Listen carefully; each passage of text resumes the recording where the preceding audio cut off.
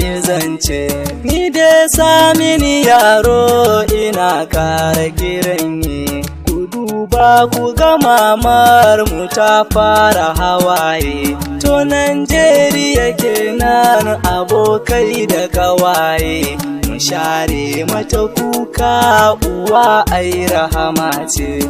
Najeriya zauna bayani zan yi miki, ki ce wa mutanenki su kare mutuncinki, su zama su kulawa wajen kare haƙinki. Ki ce musu ke ce dai uwa ko sun mance. Ki duba ki ga ƙasashe suna kin 'ya'yanki, idan mun fita yawo ana cin zarafinki. Ƙasashe da yawa ma suna kyarar ɗanki, idan nan ka hakan sai na zauna a marece.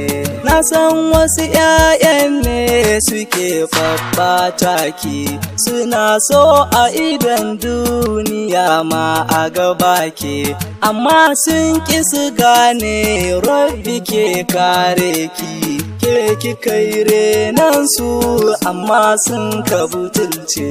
Na ga wasu mutane so